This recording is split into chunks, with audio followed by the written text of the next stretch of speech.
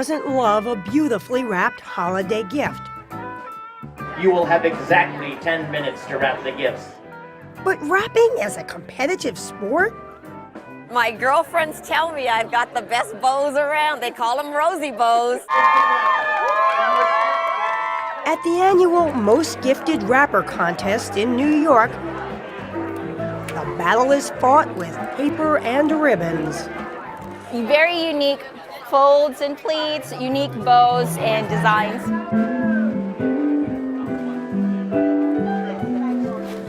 Wrapping packages is such a Christmas tradition that many of us keep a stash of supplies. I mean, I get excited just looking at all this old wrapping paper. That's right. It's going to be such fun.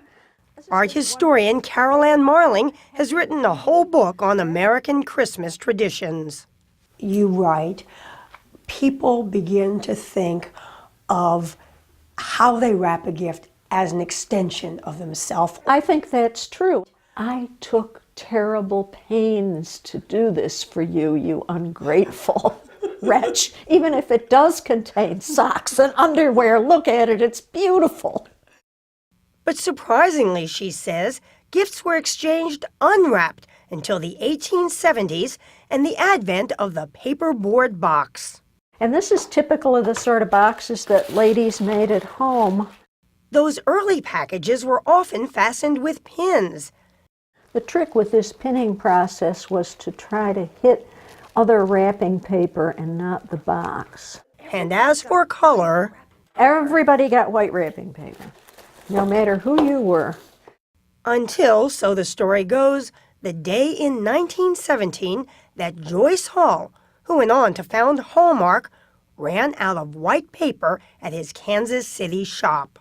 So his brother Raleigh went to the warehouse, found a stack of these French envelope liners, and that's the beginning of gift wrap.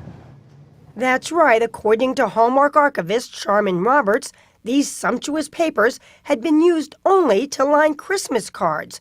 But suddenly, a new industry was born. By the 1920s, we were coming up with our own designs and manufacturing gift wrap to be sold in the stores. And she says, charting a history of American culture.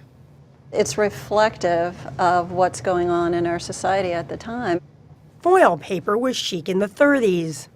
This is 1949, and this is when we began to start putting things like flocking. There were papers designed to appeal to children. And tobacco motifs, which would never be seen today, were all the rage.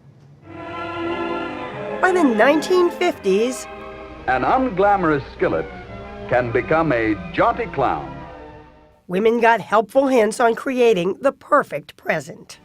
Folding the ends is just like doing hospital corners on a bed. This is hippie wrapping paper by Hallmark. The 60s and 70s brought us psychedelic colors, not to mention giant bags that could fit a whole bird cage. Not everything worked. It evolved.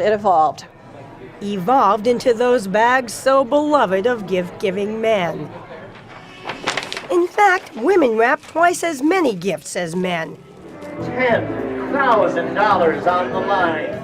And at this year's gift wrap contest, 7 of 8 contestants were women. Rosie Sato of Gardena, California, took home the $10,000 prize. But gift wrap, says art historian Karal Ann Marling, is not about money, but love. The thing that really matters, and this sounds really sappy, but it's the thought that counts. And the thought is what is represented by the wrapping paper.